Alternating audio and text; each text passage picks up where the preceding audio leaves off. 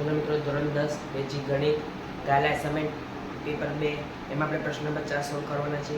તો વિડીયો ચાલુ કરતા પહેલાં હજી ચેનલને સબસ્ક્રાઈબ ના કરી હોય તો જલ્દીથી ચેનલને સબસ્ક્રાઈબ કરો અને નોટિફિકેશન પર ક્લિક કરો કે જેથી કરીને આપણે કોઈ પણ વિડીયો મૂકીએ તો સૌથી પહેલાં તમારી પાસે આવે. તો આપણે વિડીયો ચાલુ કરીશું.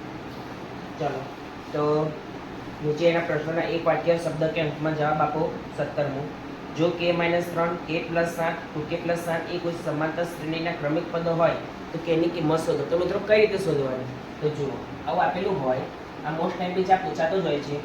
તો જો બીજું પદ માઇનસ પહેલું પદ, બીજું પદ માઇનસ પહેલું પદ બરાબર ત્રીજું પદ માઇનસ બીજું પદ.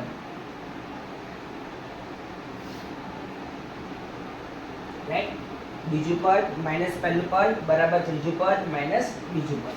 તો ચલો, તો કૌંસ છોડીશું.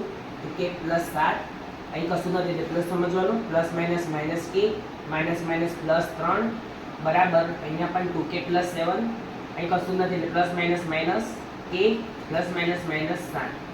તો જુઓ, આ પ્લસ કે માઇનસ કે ઉડી ગયા, તો 7 + 3 બરાબર 2k - k, તો k પ્લસ 7 માઇનસ 7 ઉડી ગયા, તો માટે 10, 7 + 3 10 બરાબર k, તો માટે k બરાબર 10.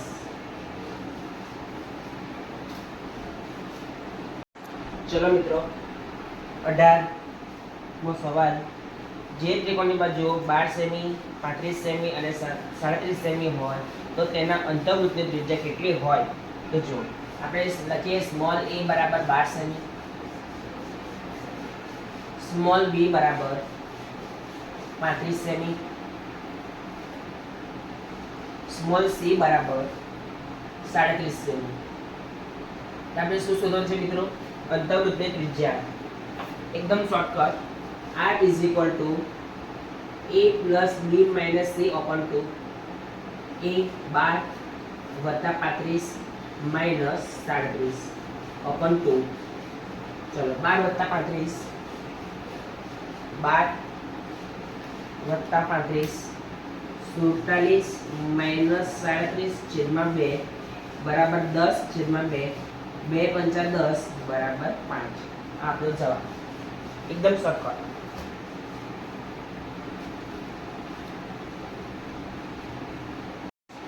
ચલો મિત્રો, આગળ 19મો સવાલ,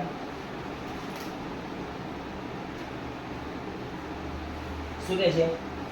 જો p - p - p બરાબર 0.2 હોય તો p શોધો. તો જુઓ, આપણે ખબર છે કે p + p બરાબર 1, અને બીજું સમીકરણ તમને આપેલું છે કે p - p બરાબર 0.2. હવે જો, આ તો ઉડી ગયા. p + p એટલે 2p બરાબર 1 + 0.2 એટલે 1.2. આપણે p શોધવાનો છે. બે ગુણાકારમાં છે તો કઈ જશે? ભાગાકારમાં. તો માટે p બરાબર 1.2/2 એટલે 2/2. તો માટે p બરાબર શું આવે? 0.6.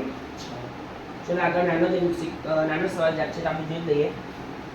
ચલો, વર્ગ 30 થી 40 ની મધ્ય કિંમત જણાવો. તો મિત્રો મધ્ય કિંમત કઈ રીતે શોધવાની? બંનેનો સરવાળો ભાગ્યા 2. તો 30 + 40 70 ભાગ્યા 2 બરાબર 35.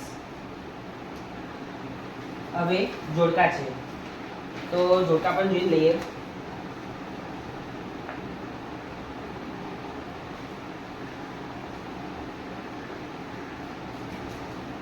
એ તો સૂત્ર છે, આ બધા સૂત્ર છે 21 22 23 24, એ બધા સૂત્ર છે. એ તમને એના આન્સર આપેલા છે એટલે આપણે સોલ્વ કરતા નથી. હવે આપણે નેક્સ્ટ વિડીયોમાં દાખલા સ્ટાર્ટ કરીશું, વિભાગ 2. આજના વિડીયોમાં એટલું જ. કાલે ફરી નવા વિડીયો સાથે મળીશું.